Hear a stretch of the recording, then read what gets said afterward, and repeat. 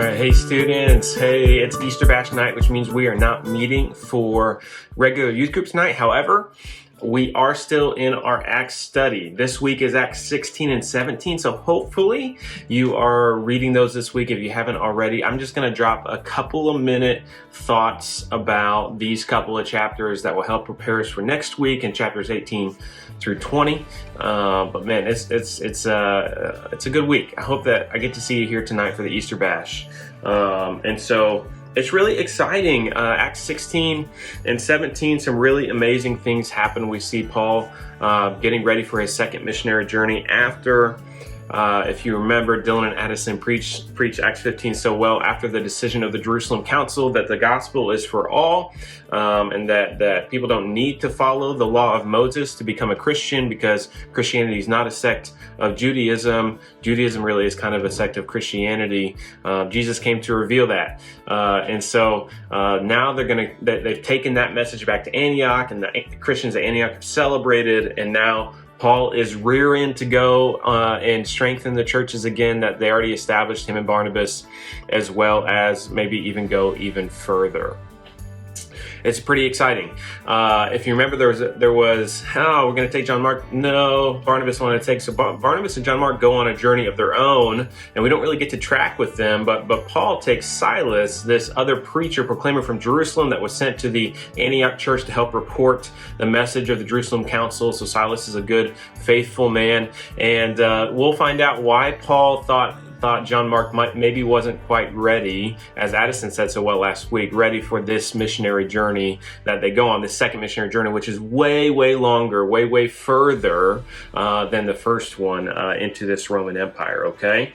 And so let's dig in a little bit. In chapter 16, Paul has decided we're gonna go through. Yes, we're gonna strengthen me and Silas. We're gonna strengthen the churches that have already been established. But then he goes on to Derbe and Lystra, which is a bit further north, getting closer to that area where that first missionary journey really spent most of his time.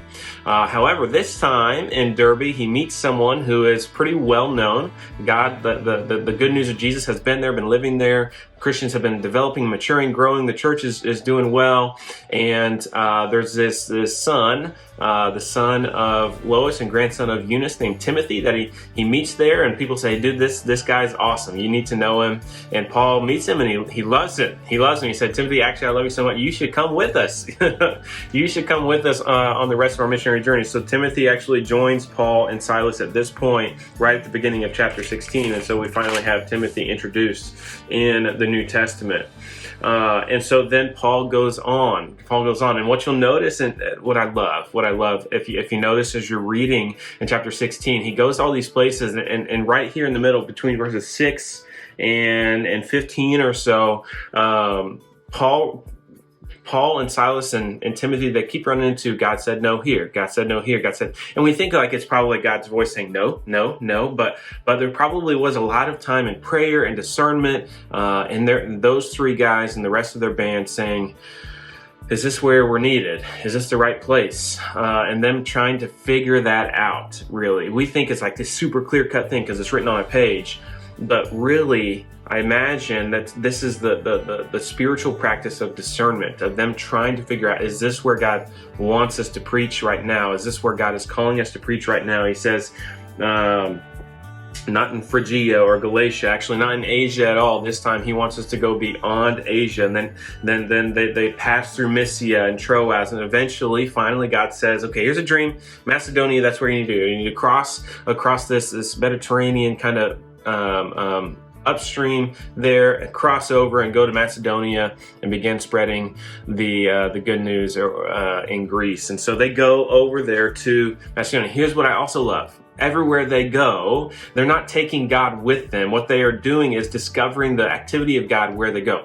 So what that means is what we've been really learning, and this whole idea for humanity, that God is for humanity. He's been trying to reach the world with his love, his presence forever. And Jesus was the beginning and the spark of that.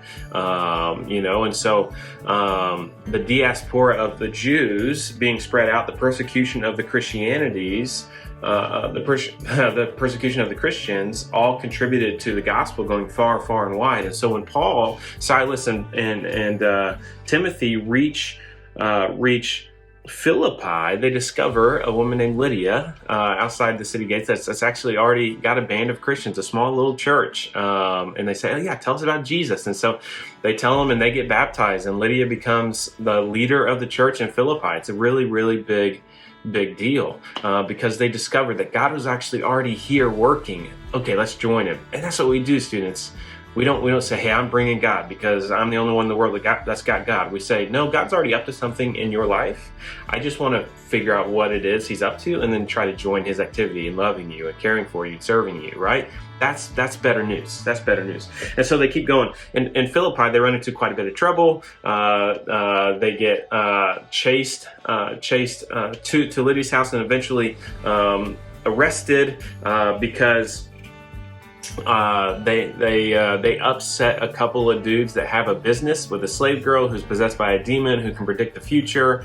And so you begin to understand why John Mark maybe wouldn't have been ready for this trip, not only the distance, but also this is a moment similar to, if you remember, on the island of Cyprus in Sergius Paulus's court with the sorcerer. This is a similar kind of moment.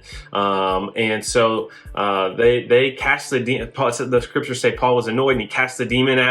And it ruins these guys' business, and they're ticked off. And so they say, "Hey, these guys are saying there's another king besides the emperor, and we need to take care of him." So they get arrested, they get stripped naked, they get beaten with rods and put in jail. And then they sing hymns in jail. They convert the Philippian jailer because God shakes the earth, releases them, but they stay there. They stay put. And instead of killing himself, the Philippian jailer comes in and discovers the prisoners are still there, and he says, "Tell me about Jesus. Tell me about this good news that you've enfleshed right before my eyes. You've saved my life. Now tell me about Jesus." And that's again them just saying, "We're just here trying to obey God and trying to make sure we're aligned with what He's up to." And again, we see God being for humanity, reaching the Philippian jailer, reaching those in Philippi, active in Lydia's house. And so they go on from there. After that, and it's funny because Philippi ends with them trying to release them, saying, "Oh, we're wrong. It's fine. You can go out of jail." But then Paul and Silas and Timothy, especially Paul's like, "Hey, we're Roman citizens. You mistreated us. You're going to come escort us out." It's kind of funny. And then we get to chapter 17, and they go on and they move further on into Europe with the gospel, and they reach a place called Thessalonica. And again, you'll notice they're going to the Jewish synagogues first because Jesus commanded, "Go and preach the good news to the Jews first." And so that's where they go. Everywhere they go to these Jewish synagogues first. And in these places, some of the Jews accept the gospel, but many of them don't. But again and again, over and over, they discover that God's already actually arrived here, been working in the lives of these people.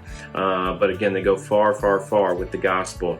And so when people in Thessalonica start believing in Jesus and not ascribing to the laws of Moses to become a Christian or in their eyes a Jewish Christian, the Jews begin to get jealous again, which we've seen before. This idea of, hey, this is mine to hold, I will protect it. Instead of saying I'm going to proclaim it, I'm going to share the good news. I'm going to say I have the kingdom, and it's my job to defend it and protect it from all invaders. And so they get jealous when the Gentiles start coming to Jesus and getting baptized, and they get really mad at Paul and Silas and Timothy, and they form a mob, and they start a riot in the city. And here's what's really cool. Jason, we don't know a whole lot about him, but what we know is there's a church at Jason's house, and that's where Paul, Silas, and Timothy live while they're in Thessalonica, where they stay, because again, God's already up to something. He has Lydia in Philippi and Jason at Thessalonica, and it's like, wow, God, you're already doing incredible things. This is awesome. You've provided a place for us to stay before we even arrived, and so we're just gonna come talk to those who already actually believe in you and tell them about Jesus. And that's really cool. But Jason ends up getting arrested, him and his whole household, and they end up having to post bail to get them out of jail. And then they sneak the guys, Paul, Timothy, and Silas, out to Berea, a town a little bit further east or west of Thessalonica, just a little bit down the road. And so then they go and they proclaim the gospel there, but then the Jews in Thessalonica hear about it when people in Berea start becoming Christians, and they actually like stalk them to Berea. And at that point, the church says, okay, we got to get you guys out of here. So they take Paul all the way down hundreds of miles south to Athens, and Timothy and Silas stay in Berea for a little while, but eventually Paul says, hey, make sure that they come and join me in Athens as soon as I can. And so these chapters land in the city of Athens, which is a historic Greek city, a hub of what it meant to be Greek for the longest time. This is the place where Aristotle and Plato and Socrates stood and proclaimed these philosophical ideas and brought on the age of reason and really thinking. And so people in Athens really love to sit and listen to these orators, these talkers, tell them about life, about their thoughts. And so the people in Athens were a little bit unique in the vein of, we love sitting and listening to people talk. And the scriptures say as much. And so Paul, he gets there, his heart is moved, it's broken because of all the idols around. He goes into a place called the Areopagus, and he begins telling people about this statue to the unknown God, the real God that you're pondering about, that you love to think about, isn't silver, isn't gold, isn't stone.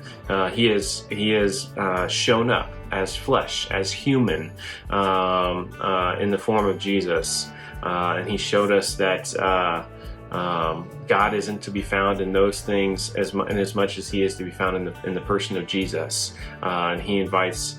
Jesus has made a way for God to actually make his home in each one of us. And so this is where I'll end. I love Paul's line. He says in verse 27 of Acts 17, he, Jesus, God, did this so that they might seek God. What did he do? He said, from one man he's made every nationality to live over the whole earth and has determined their appointed times and the boundaries of where they live. He's created the diversity of the nations of the earth. God appointed all that. That was all orchestrated by God. He's saying, you guys have got that right, people in Athens. But let me tell you a little bit more. He did this so that they might seek God. He created all of that so that people would be led back to their beginning. They would ponder and think about God, why they were where they were, why they acted the way they were, why they are the people that they are, their nations, where did all this come from? He's saying God did all this so we would seek God. And he says in verse 27, and perhaps that they might reach out and find him, though he is not far from each one of us. And that's kind of the crux of these two chapters for me. That while Paul and Timothy and Silas are going far, hundreds and hundreds of miles out of Asia and into Europe to bring the good news of Jesus, all that they want to say as they go far is that God isn't actually far from you at all. He's always been right there, accessible, reachable, and there's no one who's demonstrated that better than the person and the God of Jesus.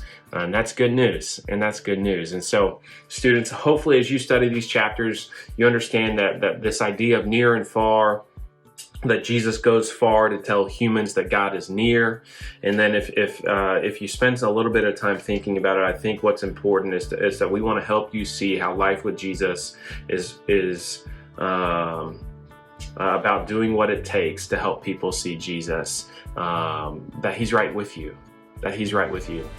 Just open your eyes and see the statue right in your midst, people, is actually something that God is hoping will lead you back to who he is, that he's right there. He's right there with you. Jesus is right there. He's near. And I'll go as far as I have to tell you that he's near. And so 16, 17, they're great. Studying this week. Reach out if you guys have any questions. I love you. I'll see you tonight for the Easter Bash. Peace.